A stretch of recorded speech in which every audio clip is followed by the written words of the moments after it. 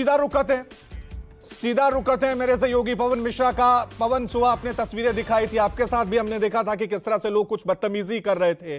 अब यहां पर एक्शन लिया गया चुनाव आयोग की तरफ से, 7 पुलिसकर्मी सस्पेंड किए गए कुल मिलाकर। अभी क्या हालात है वहां पर, क्या अपडेट आपके पास?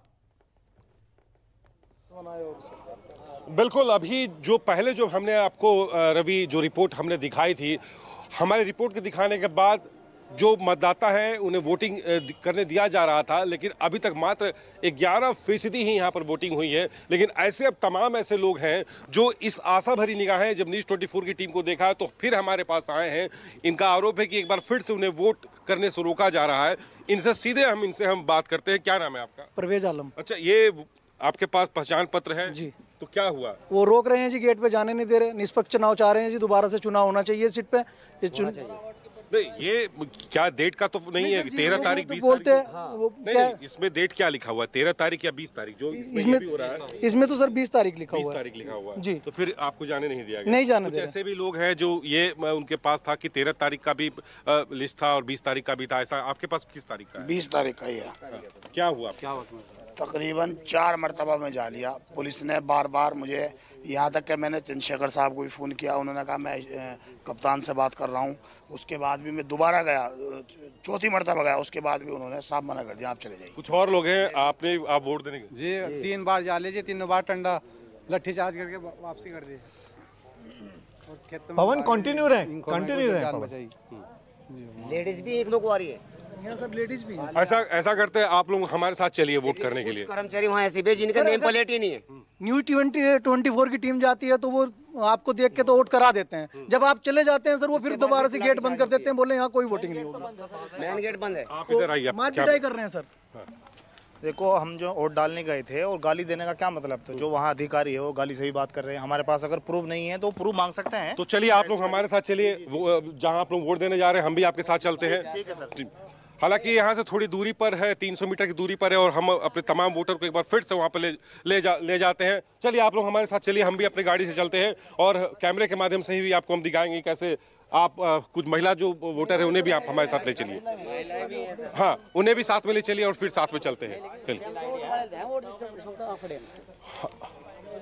ठीक है, हम लोग फिर अगली बार चलेंगे। आप लोग पहुंचिए, हम लोग वहाँ पहुँचते 3 बजे फिर हम लोग चलेंगे। ठीक है जी रवि। ठीक है। तो ये तस्वीरें, लाइव तस्वीरें हम आपको दिखा रहे हैं। पवन, आप इनको लेके जाइए, हम आपसे दोबारा संपर्क साधेंगे कि अब बूथ पर क्या हाल है। तब तक सीधा रुक कर लेता हूं मैं एक बार फिर मानस ये देखिए यूपी में किस तरह से हाल हो रहे हैं। लोग 4-4 बार मतदान केंद्रों पे जा रहे हैं। आप कह रहे हैं कि जहां पे आप हैं वहां पे तो वोटिंग बहुत स्मूथ जा रही है, लेकिन ये अपने आप में हाल बता रहा हूं। खासकर सवाल तो यूपी पुलिस में उठ रहे हैं। 1-2 नहीं, करीब 7 अधिकारी अलग अलग विधानसभाओं से सस्पेंड किए गए। निष्पक्षता पर भी यहां पर सवाल उठता है।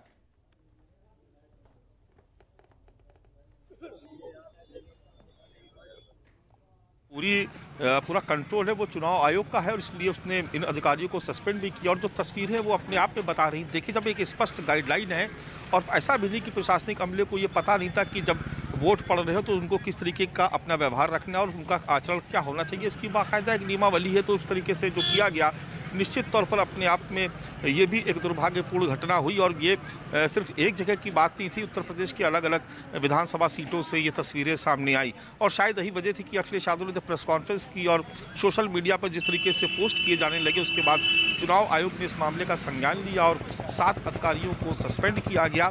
और ये अपने आप में एक बहुत बड़ी कार्रवाई है और ये प्रशासन पर भी सवाल खड़े करते हैं, उन प्रशासनिक अधिकारियों पर जिनके ऊपर ये जिम्मेदारी थी कि वो मतदान कराएं। जब बार बार जिला अधिकारी ही दरअसल जिला निर्वाचन अधिकारी भी होता है और जब बार बार ये अपील की जाती है मतदाताओं से कि वो अपने घरों से निकले, पहले मतदान फिर जलपान, जब इस तरीके के नारे दिए जाते हैं, जब आदर्श बूथ का कंसेप्ट हम लोग लेकर के आते हैं और कोशिश करते हैं कि मतदान का प्रतिशत जितना ज़्यादा बढ़ेगा लोकतंत्र के लिए उतना ही अच्छा माहौल बनेगा, लेकिन उन्हीं मतदाताओं को जब किन्हीं कारणों से वोट डालने से रोका जा रहा है, तो ऐसे में निश्चित तौर पर ये कंट्रोवर्सी होना बिल्कुल लाजमी था।